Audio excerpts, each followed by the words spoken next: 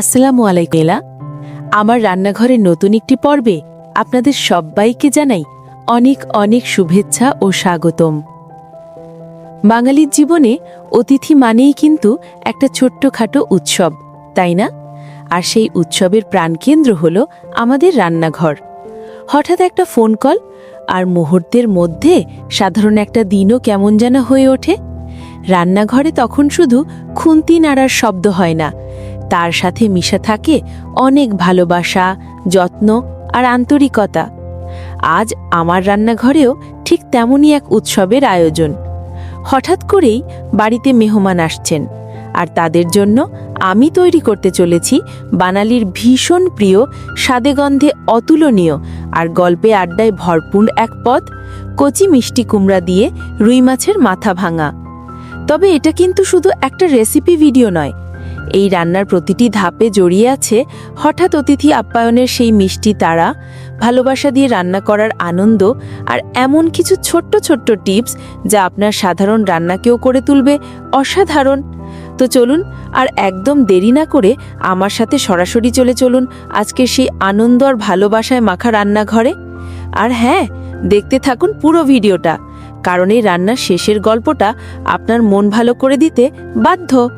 তো চলুন রান্নার সাথে সাথে একটি মজার গল্প শুনি। আমাদের বাড়িটা সপ্তাহের অন্য দিনগুলোতে যতটা শান্তশিষ্ট আর গোছানো থাকে, শনিবারের সকালগুলোতে তার ছিটে ফোঁটাও খুঁজে পাওয়া যায় না। শনিবার মানেই বাবার বাজার করার দিন, আর সে বাজার যেন তেন বাজার নয়, একেবারে যেন যুদ্ধজয়ের সামিল। বাবা বাজার থেকে ফেরেন বিজয়ীর বেশে, আর তার পেছন পেছন আমাদের পিছু নেয় নানা পদের মাছ, সবজি আর অফুরন্ত গল্পের ঝাঁপি। কিন্তু সেদিনের শনিবারটা শুরু হয়েছিল একটু অন্যভাবে। সকালের চায়ের কাপে চুমুক দিতে না দিতেই টেলিফোনের ক্রিং ক্রিং শব্দে সারা বাড়ি মাথায় তুলে নিল। বাবা আলস্যমাখা গলায় ফোনটা তুলেই যেন বিদ্যুতের শক খেলেন। ওপাশ থেকে কি কথা হলো কে জানে। বাবার গলার স্বর মুহূর্তেই কয়েক পর্দা চড়ে গেল। আরে সুবল নাকি তুই? কতদিন পর বন্ধু, কেমন আছিস? কোথায় আছিস তুই? আর বলিস না, এই শহরেই আছি। ভাবলাম তোর সাথে দেখা করে যাই, পুরনো দিনের গল্পগুলো ঝালিয়ে নেওয়া যাবে। বাবার মুখটা খুশিতে ঝলমল করে উঠল। তিনি চিৎকার করে মাকে ডাকলেন, ওগো শুনছো?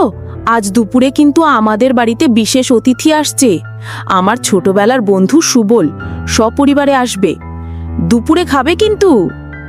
এই একটা বাক্যই যথেষ্ট ছিল আমাদের বাড়ির শনিবারের সকালটাকে একটা উৎসবের সকালে পরিণত করার জন্য।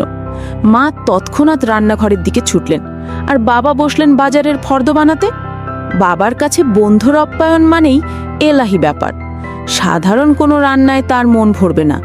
তিনি ঘোষণা করলেন, আজ দুপুরে এমন রান্না হবে যা খেয়ে সুবল তার নিজের বাড়ির পথ ভুলে যাবে। আর সেই বিশেষ পদের নাম হল কচি মিষ্টি কুমড়া দিয়ে রুই মাছের মাথা ভাঙা।